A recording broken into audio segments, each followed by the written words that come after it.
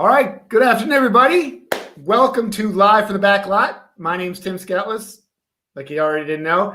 But I am joined today by, I typically say, a very good friend, but this is actually a very new friend.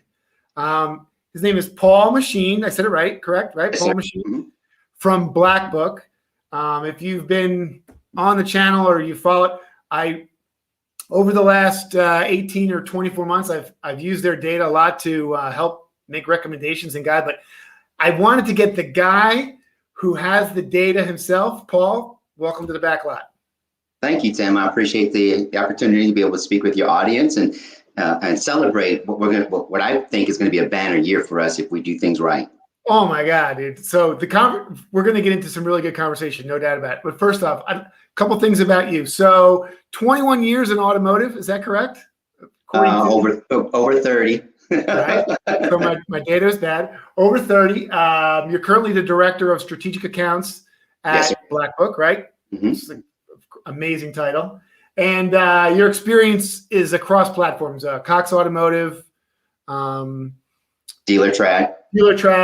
You've worked in retail. You've worked in the F&I side, fixed ops. Mm-hmm. Did I see some variable operations experience as well? Yes, sir. I always like to say I got the T-shirt. You know, been there, done that, got the T-shirt, and I can still do it. Okay, cool. Yeah. So, one quick question. So I do a segment below the fold. I scroll down below the top part of LinkedIn.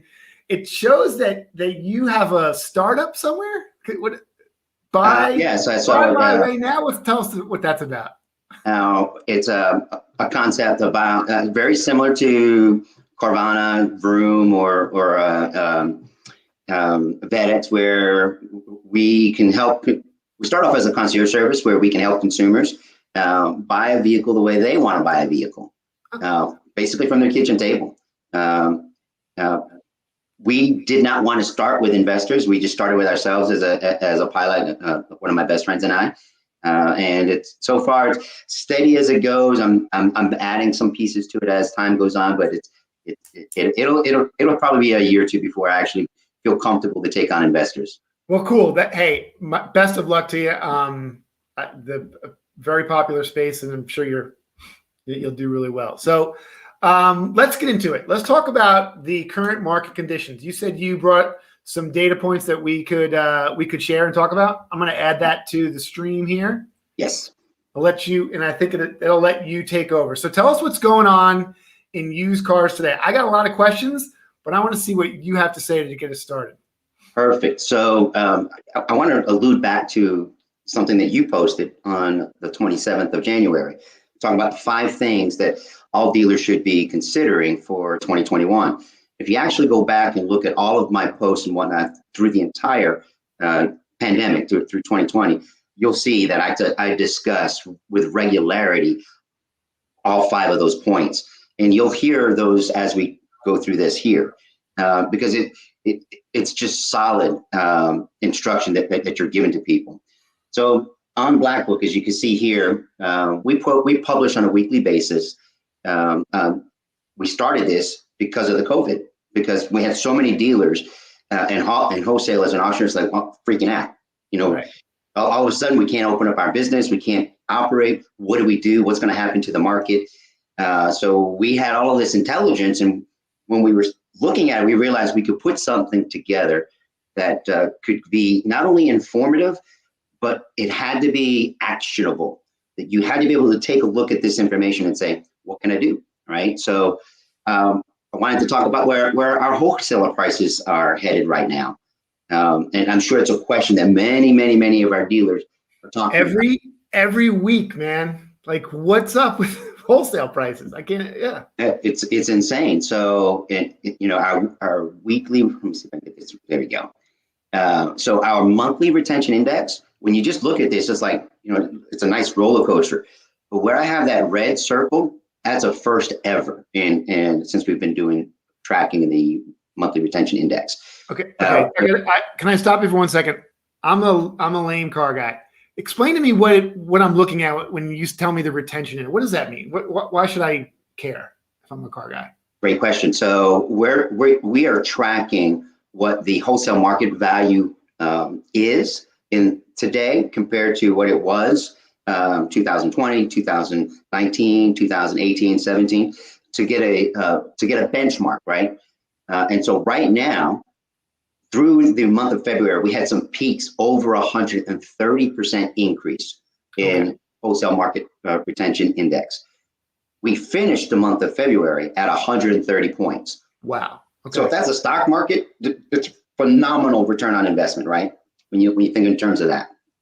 However, there's a catch-22 here. So what does this mean to dealers, right?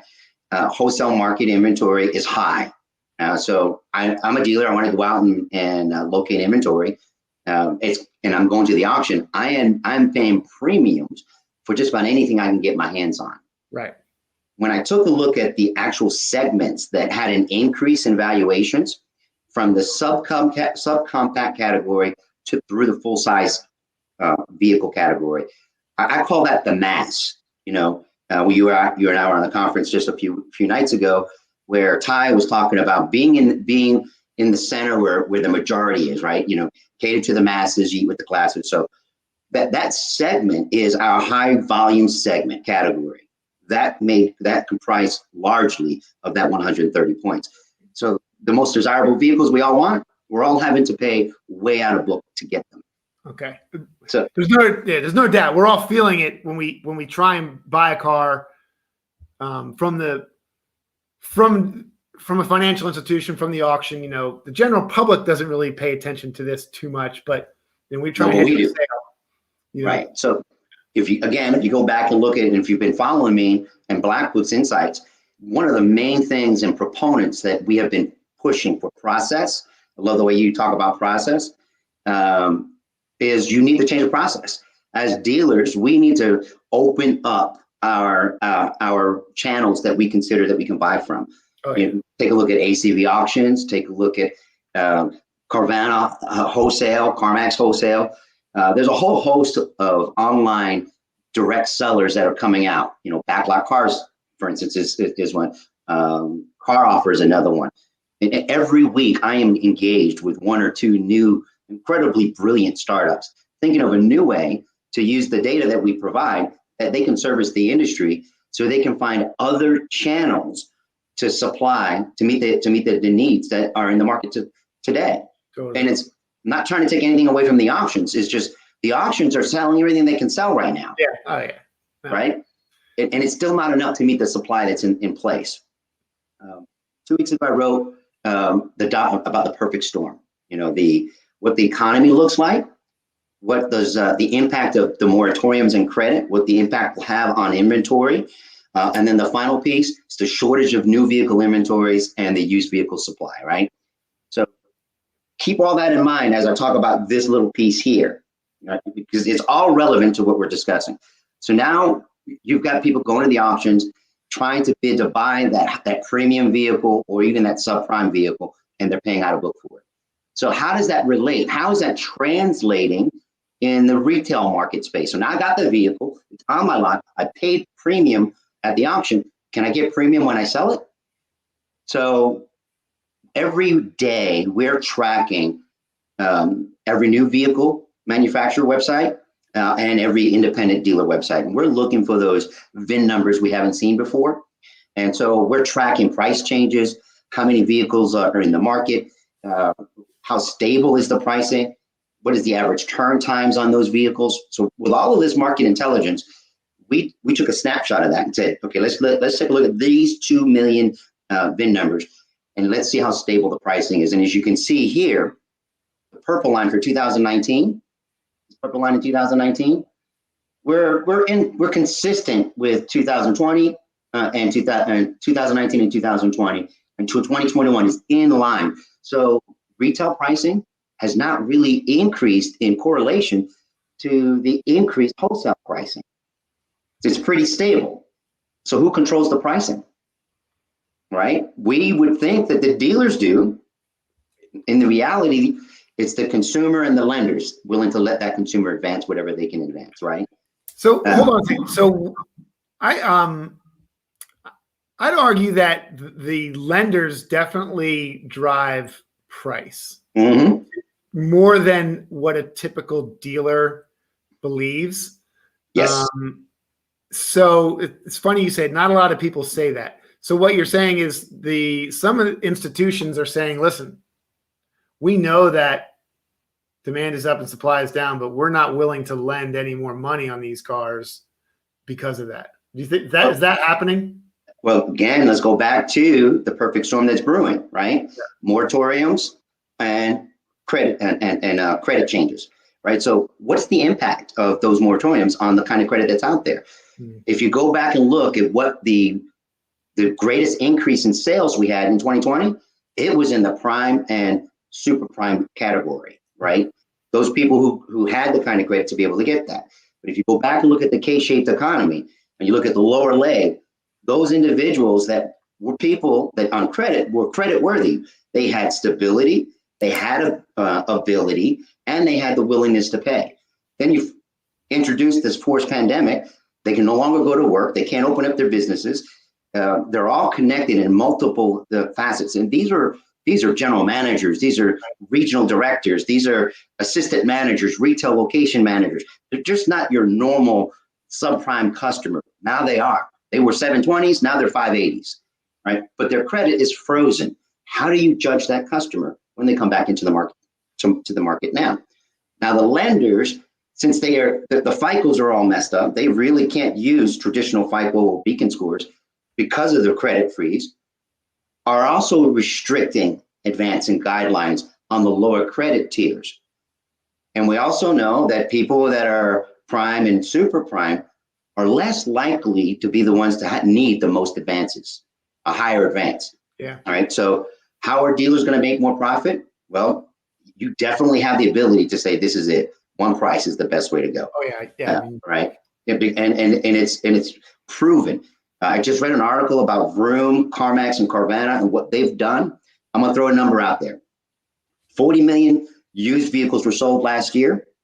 Those three businesses accounted for 5% of half of that, right? Because half of the new used vehicles that get sold are sold by new car franchise dealers, and the other half are sold by independents. So if I take and classify CarMax, Carvana, and Vroom as an independent, they own 5% of the independent market space. Wow. Just three businesses. Yeah. I mean, that bakes your brain when you really think about that. A lot of cars. Yeah, it certainly is. But that's only three businesses. So we cannot ignore that that's a model that consumers want. All right. So now we're looking at this retail pricing. How do dealers and how do we get there? Well, better buying decisions outside of the lane, right? For most of the year, and again, it was one of your points: inventory sourcing and the customer vehicle, right? If you go back and look, almost every publication I referenced that the driveway buy. Yeah. Right. So March the 6th, it's driveway buy. If you're a dealer and you're relying on what I call traditional sources to acquire inventory today, you're like, look, this next slide, I know where you're going with this, and I got a question about these slides, but it's gonna be a tough year. Yeah. You know? If all you're depending on is sending a wholesaler to the lane to bid, you're gonna struggle. So I've always said, especially in my days when I was with Dealer Track and then Cox Automotive, there are two lanes a dealer has no competition, and they own it 100%, right? The service lane and the front lot, right? They're the only bidder there, but there's a number three. There's a third lane. It's online. It's where the customer really wants to try to sell their vehicle, and they want to do it from their kitchen table. And the only way you could do that is to have precision data and analytics that make good decisions. And we got to get away from our gut. You know, that old car guy that says, he leans over and goes, yep, the car's worth this much money. Yeah. Right? It's funny you say that, because when I talk to guys, I tell them, take your gut, it's usually right. But verify, right? Verify. That's right. Verify. And I think today's and last year's market, it's tough to go verify when you're inundated with data You know, if you're online, you see these posts with guys who are showing cars doing $12,000, $13,000 over book values at the auctions, you know, and you're seeing Right. increases in these segments. It's like, it's tough to verify even. That's right. So when you look at these segments, and when I was talking about the volume, the mass category, you know, the subcompact to full size car, almost $500 increase, $445 actually. Yeah. Now, you really can't take the sporty car at $305 increase, Not right? Because it's not a volume car. no. It's not one you can turn quickly as Show a me a dealer. March that never had a, you know, sports car increase, right? It's time to buy sports cars. You know, Right. you actually, by March, it's too late. You should have bought them in January, February. That's correct. Or I know of some people, they start buying sport cars in September last year, right? Yeah. And If to you get carry ready. September, October, November, you're good. And the same thing in the truck segment, subcompact crossover to the full size crossover SUV, the volume category. Guess who owns those? They're sitting in people's driveways, Yeah. right? I can tell you unequivocally, beyond a shadow of a doubt, that every single partner that I have that's a dealer or a dealer group that's implemented this program, implemented their own, we want to buy your vehicle, they tell me they're paying less money for the vehicles than they would have if they've gone to the auction. And the customers that are going through their platforms to sell their trades, they're being more critical about the conditions of their trade because they recognize that someone's got to pick this vehicle up and someone's going to inspect it. So I better be honest about the condition of the vehicle. The fear that we have had in this industry is the customer's going to lie to me. They're going to mislead me. They're going to try to, you know, so how can I trust it? Well, the first thing is you get rid of the three basics. The accuracy of the VIN, right? So we're vindicating one VIN to one trim 98, 99% of the time. So that's not a problem. The accuracy of the vehicle history report. That is one of the main factors that influence the final check writing number, besides the physical condition of the vehicle. Those last two factors are completely subjective. So you can go to 5 different GMs and used car directors and managers, give them one VIN number and one book, and have them all pull a vehicle history report. You're going to get 5 different numbers. How is that possible? Right? In today's market with data, how is that possible? Yep. Right? We have too much data. We have too much machine learning and AI to allow subjectivity to determine that. So what we've done with Black Book's history adjusted valuations is we've normalized it.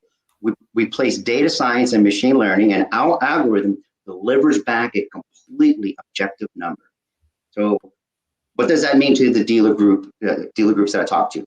Every time I analyze their current inventory, about 23 to 25% of their inventory, Tim, I find that they have left 3% in potential asking profit on the table. Talk about gross, right?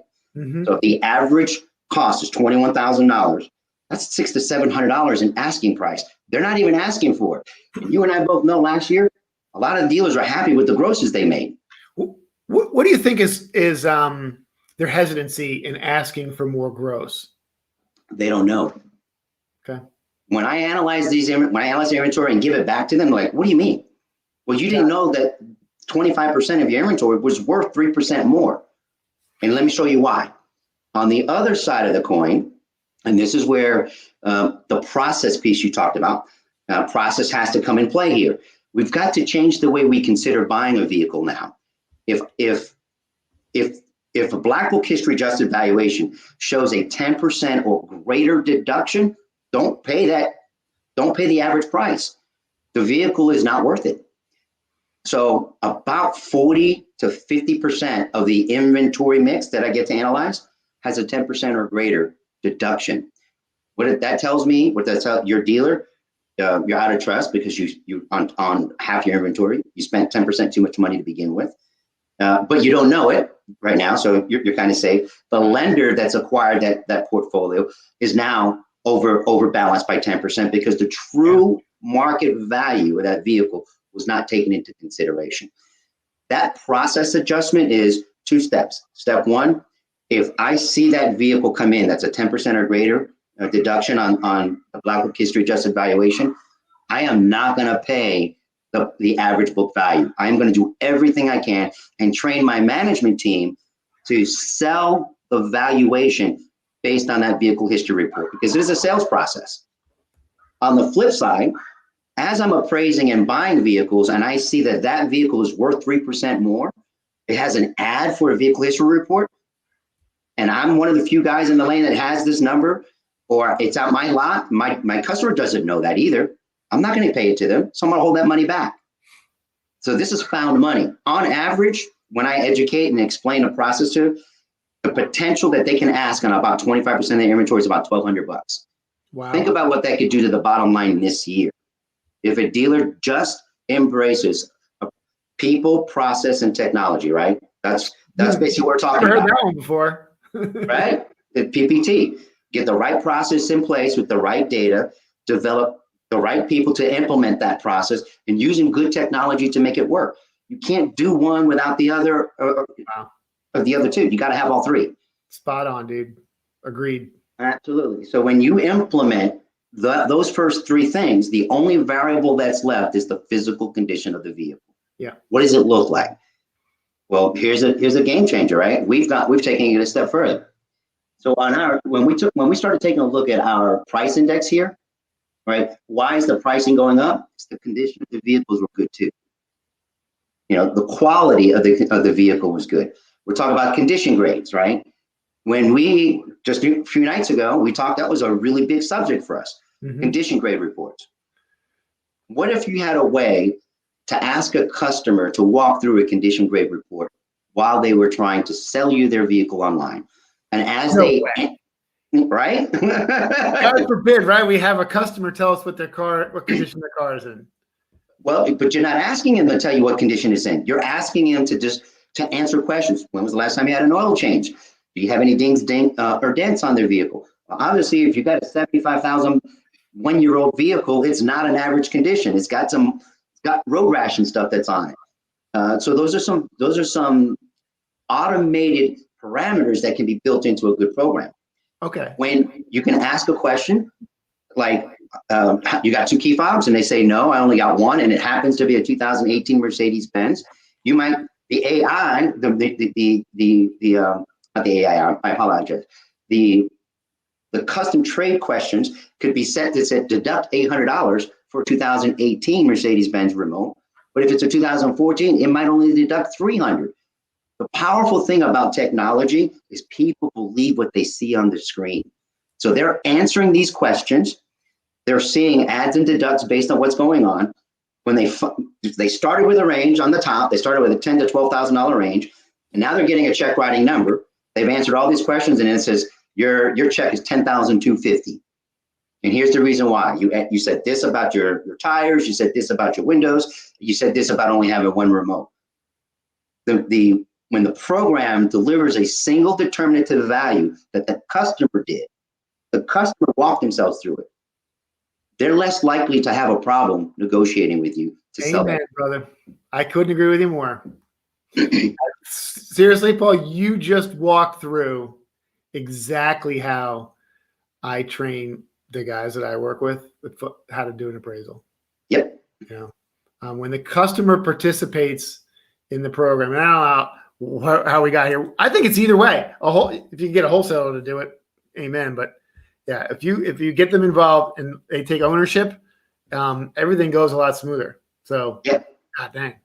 Yeah, and we're talking about doing all this online, right? Getting that outside source. So here's the problem: that if the dealers don't embrace something like this, what's happening today? All right, we already know 14.4 million vehicles is what's predicted to be sold this year. We already predict that there's going to be between 500 to 700,000 less new vehicles produced just in the first 6 months of this year, right? So now, as a dealer, you got to make up the shortfall of new car sales, used car inventory. Voila, let's go to the auction. Let's buy everything we can buy. Well, if you're a fleet company and you need to reduce your fleet and you want to get new vehicles and you can't, you're going to sell your worst inventory now because people are paying gold for it. So all these lease companies and fleet companies are going to get rid of their high mileage damaged vehicles, and we as dealers are going to bid on them. So let me ask you a question about that. I worked in fleet management, and this would be, Mike, the guy we met the other night, might be a good question. But typically, fleet companies like to maximize profit. I mean, everybody's trying to make money. So, and you would sell a car at its peak holding cost, right? So you think that that's changed now? Like companies are just saying, "Hey, I'm going to sell off my most distressed inventory because I think it's worth the most," and neglect a high holding cost opportunity, or right now, those vehicles are worth more than they'll ever be worth. yeah, I mean, I think everything's worth more than anybody can predict. And they need to backfill. They got to backfill. Yeah. Well, that was my next point. Backfill. I've heard that the fleet companies, rental car companies, are out there buying vehicles right now at the sale. Buying low mileage, good quality used vehicles. So now the best way to buy as a dealer is you better start figuring out how to do the driveway buy. Yeah, right. Because, well, these are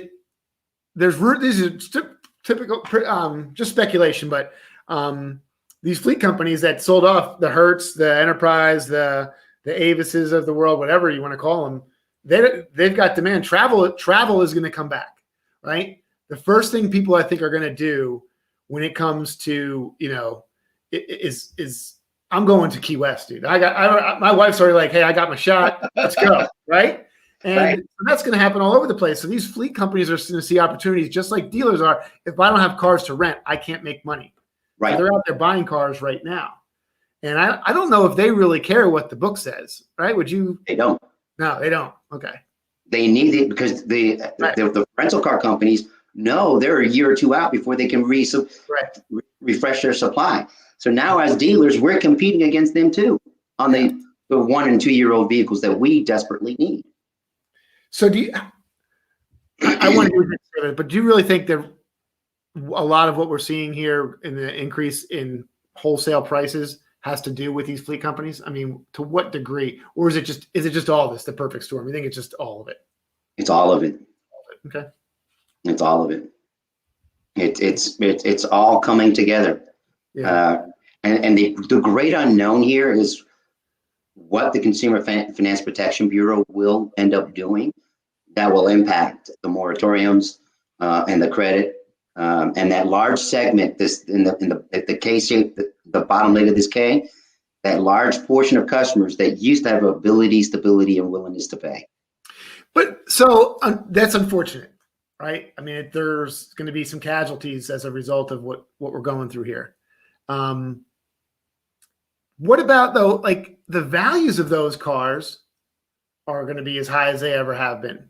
Right. So if I'm a bank, I'm like, all right, well, I could let them ride and try and collect. If I repo it, I'm going to definitely get my money back. Right. Better than ever. Right. And they can't right now. There's a moratorium on that. Got it. Okay. See, I'm slow sometimes. There's 2.4 million repossessions it's a bottleneck. Yeah. And when that's lifted, you think people are going to get yanked out of cars? Well, I say you think. It's safe to assume that some people are probably going to get yanked out of cars. If they could, they would. I believe so. But a great unknown is the Consumer Finance Protection Bureau. The last time the presidency and the Consumer Finance Protection Bureau were in alignment was under Obama. And they were very aggressive at protecting consumers and aggressive against predatory lending, financial institutions, as well as the dealer body. Yeah. So there's no telling what they're going to come out this year. Yeah. We ran a similar play at Max Digital during the summer called The Perfect Storm. It's fun. It's funny you call it, and as soon as you posted, I was like, "Dang!" I shared it with the guys on my team. I was like, "It's here." We were calling for it. People didn't like it, but we just predicted it the wrong way, like a lot of people did. This is a great illustration of what's going on, Paul. Anything else you want to share? I don't want to keep my guys too much longer. Well, if anybody in your audience would like to find out more details or have more discussions about what they can do internally for their organizations, please share my information, have them reach out to me. Do you have a have you on that conversation as well? do you have a contact information here? I can share it too, but if screen slide. No, I don't. But if anyone knows me, my number is 864-238-1234. It's been that way for 30 years, so I'm as easy as 1, 2, 3, 4. Okay, and like, if somebody, why would somebody call you? If would you be somebody who go and meet with a dealership group, a couple of stores, and kind of walk them through their inventory? Just what would that meeting look like? So one of the things I request is, if they want proof of concept and they're willing, send me half your inventory. Let me analyze it for you. Give me year, make, model, VIN, mileage. If you really got guts, let me have your ACV and the date of acquisition, and I can show you what you paid versus what you should have paid. Cool. Paul, this was awesome. I can't thank you enough. I know you're a very busy man, and your company's been a big partner of ours over the years. I've used you. I learned how to buy cars using Black Book, a little one in my back pocket back in the days. Yeah, that was an honor, right? It's not like that anymore, but it's the way it was. Thank you so much, Paul. I really appreciate it. I appreciate you, Tim. Thank you, guys. All right, take care, Tim.